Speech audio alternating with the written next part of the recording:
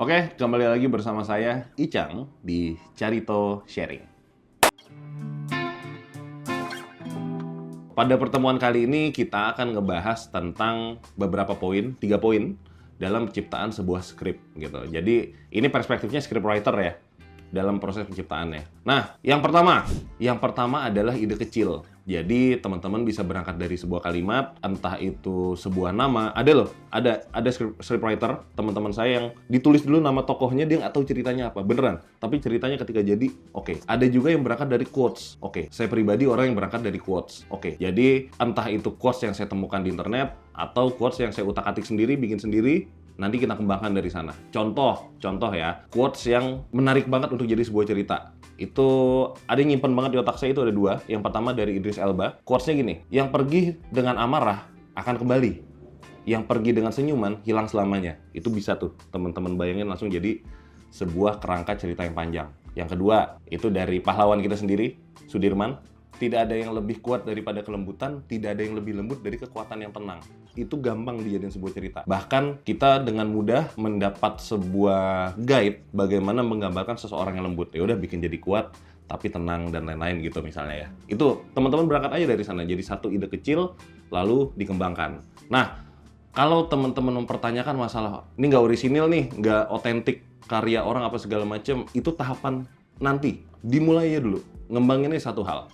Teman-teman modifikasi, ketika nanti sudah oke, teman-teman nemuin pattern sendiri, kan balik lagi, ini menurut saya, nanti saya tunggu menurut teman-teman kayak gimana.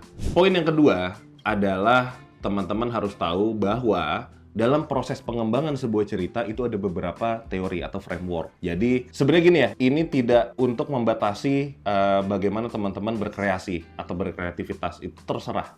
Tapi teman-teman minimal harus tahu dulu bahwa segala sesuatu itu ada aturannya kadang. Dalam penyusunan babak, itu proses penyusunan babak itu dari sebuah cerita, itu ada beberapa teori. Yang pertama ada 3 babak, ada 5 babak, ada Hero's Journey, ada Help the Cat. Nah ini, Help the Cat apa Call the Cat ya? Save the Cat. Save the Cat. Nah, kita bahas dari 3 babak dulu gitu. Nanti teman-teman pengembangannya terserah ya, teman-teman bisa cari itu di internet. Nanti di caption, teman-teman baca di caption, ini ada beberapa teori yang teman-teman bisa pelajarin. Di babak pertama atau pendahuluan, itu ada pengenalan tokoh, lalu pemicu.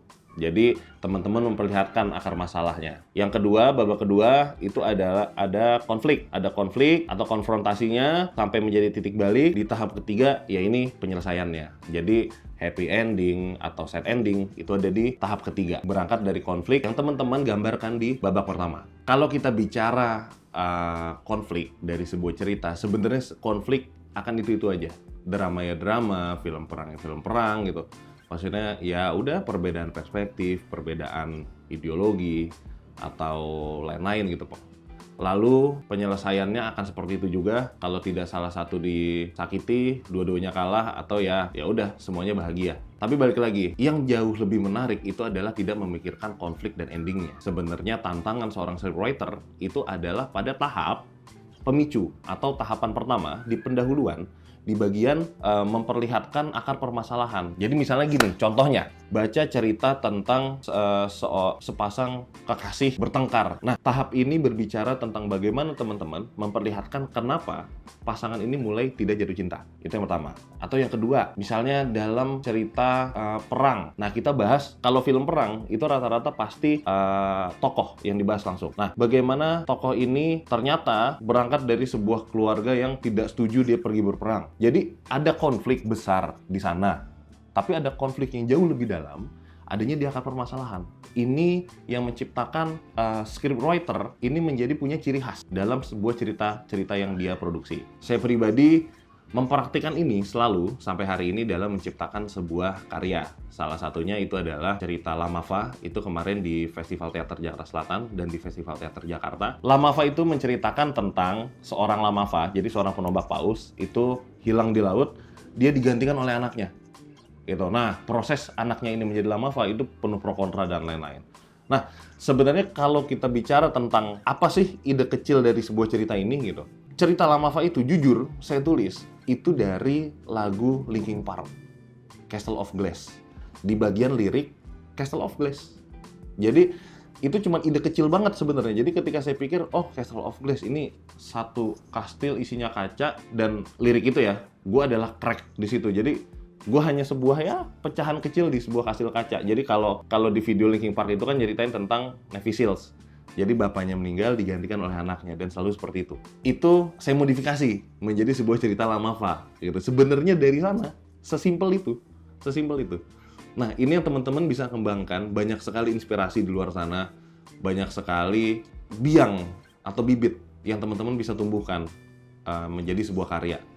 Entah itu cerita pendek, cerita panjang, entah itu menggunakan teori penulisan penulisan cerita yang mana, segala macam, itu pilihan teman-teman. Poin ketiga itu adalah catat segalanya yang teman-teman rasa menjadi inspirasi. Nah, misalnya gini, saya sendiri nyatet, sebenarnya aneh kalau dibaca ya, penulisan surat napi yang sudah mati. Ini apaan?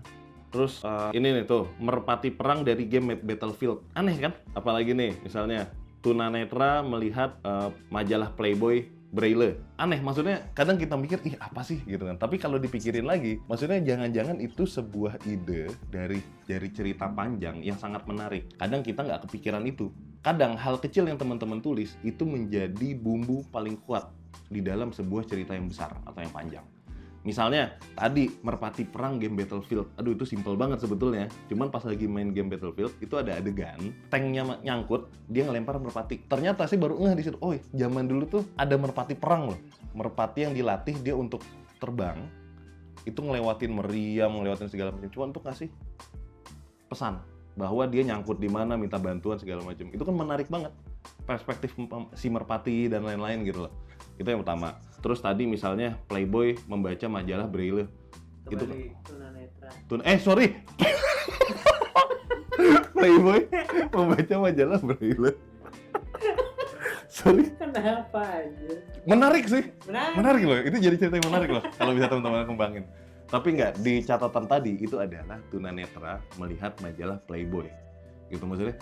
Itu hal yang absurd, tapi coba kita jadikan itu sebuah cerita. Gitu. Jadi selalu berangkatlah dari hal-hal yang kontras, hal-hal kecil yang teman-teman bisa modifikasi, karena daya modifikasi itulah yang akan menjadi bekal teman-teman dalam menciptakan sebuah karya ke depannya. Karena ya kita sepakat tidak ada hal yang baru.